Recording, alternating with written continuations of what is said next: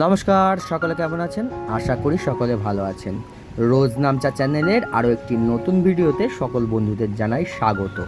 অনেক দিন পর আবারও চলে আসলাম আরও একটি বড় ভিডিও নিয়ে। কিছুদিন ব্যস্ততার কারণে ভিডিও করতে পারছিলাম না, আজকে থেকে আবারও শুরু করলাম। সকালবেলায় উঠেই আমি আর দাদা ফ্রেশ হয়ে চলে এসেছি এখন আমাদের ত্রিবেণী বাজারে, ত্রিবেণীর মাছ বাজারে। এখানে শুধু মাছ বাজার নয়, এখানে কিন্তু সবজি বাজারও রয়েছে। সবজি বাজার থেকে কিছু সবজিপাতি নিয়ে এখন চলে এসেছি এই মাছ বাজারে মাছ কিনতে। আর আজকে একটু বেশি পরিমাণেই মাছটা কিনতে হচ্ছে। আর আমি তো ভালো মাছ কিনতে জানি না, সেই জন্যে দাদা এসেছে আর দাদার সঙ্গে আমিও চলে এসেছি। দাদা কেমনভাবে মাছ কেনে, কেমনভাবে সবজি কেনে সেটা দেখার জন্য। আসলে দাদার থেকে আমি শিখে নিচ্ছি আর কি। আমাদের মাছ নেওয়া হয়ে গেছে, এখন দাঁড়িয়ে আছি এই কাকু মাছটা আমাদের কেটে দেবেন, তা সেই কারণে কাকু এখন আমাদের মাছটা কেটে দিচ্ছেন। আর এখানে কিন্তু অনেক রকমের মাছ রয়েছে, রুই মাছ, কাতলা মাছ, বোয়াল মাছ, চিংড়ি মাছ, লোটে মাছ, পুঁটি মাছ, অনেক রকমের মাছ রয়েছে। যদিও আমি সব মাছ চিনি না, শুধু বলেই গেলাম মুখে।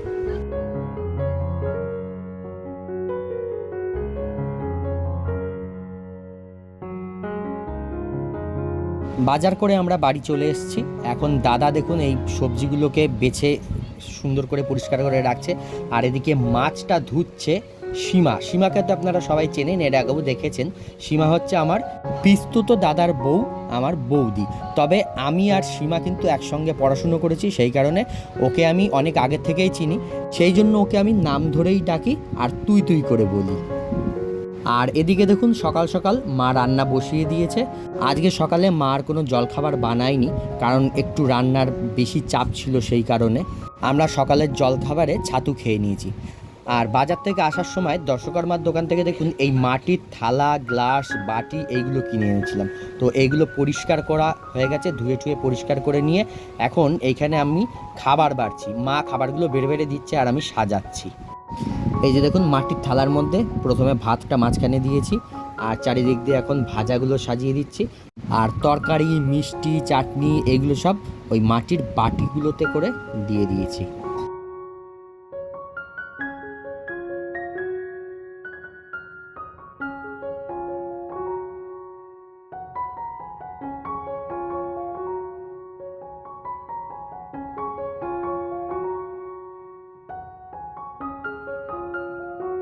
এই যে ভাত, তরকারি সব গোছানো সাজানো হয়ে গেছে। এইবারে বাবার ফটোর সামনে এই ভাত তরকারির থালাটা দিলাম, কারণ হচ্ছে আজকে বাবার জন্মদিন, সেই জন্য। বাবা আমাদের ছেড়ে চলে গেছেন গত 2024-এর 8ই ডিসেম্বর। তো এখনও পর্যন্ত বাৎসরিক কাজ সেটা হয়নি।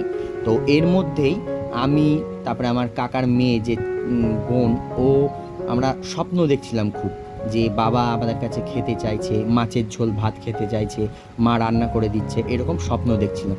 তো এই স্বপ্নটা বারবার দেখার কারণে আমাদের সবার মনেই ইচ্ছা হলো, আমার মায়ের, দাদার, আমাদের সবার ইচ্ছা হলো যে বাবার সামনে এরকম মাছের ঝোল, ভাত, ডাল এগুলো একটু রান্না করে দেওয়ার।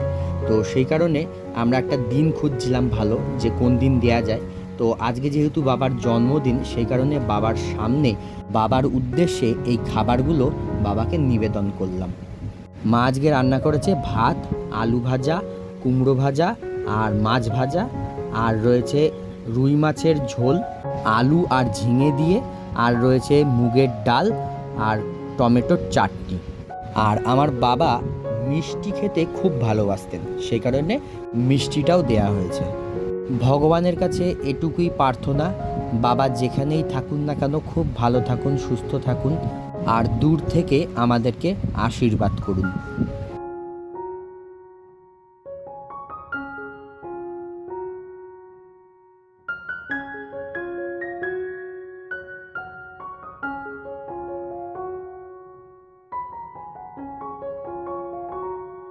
আমার বাবা সবাইকে খুব খাওয়াতে, কিছু দিতে খুব ভালোবাসতেন, সে কারণে বাবার জন্মদিনে প্রতি বছরই বাবা বাড়ির সবাইকে খাওয়াতো।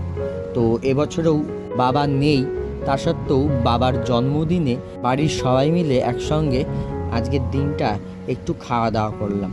মনে অনেক দুঃখ কষ্ট রয়েছে, তবুও বাবার যে ইচ্ছা, বাবা যেটা করতেন, বাবার সেই ইচ্ছাটাকেই কিছুটা করার চেষ্টা করলাম, যাতে বাবা যেখানেই থেকে থাকুন না কেন বাবার একটু যাতে ভালো লাগে।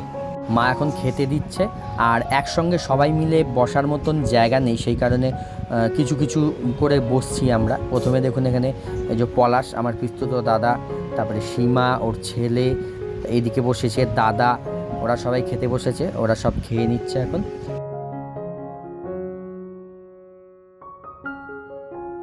ওরা খেয়ে উঠে যাওয়ার পর এইবারে ছোটো মা বসেছে, চেংটি বসেছে, মা বসেছে, আমি বসেছি, আমরা সবাই এখন খাওয়া দাওয়া করছি। আজকে সারাটা দিন বাবাকে স্মরণ করে, বাবাকে তো সবসময় স্মরণ হচ্ছে, সবসময় বাবা মনের মধ্যে রয়েছে, তাও আজকের বিশেষ দিনে বাবাকে স্মরণ করে দুঃখ কষ্ট হাসি মজা সব কিছুর মাঝখান দিয়ে আজকের দিনটা এভাবেই আমাদের কাটলো।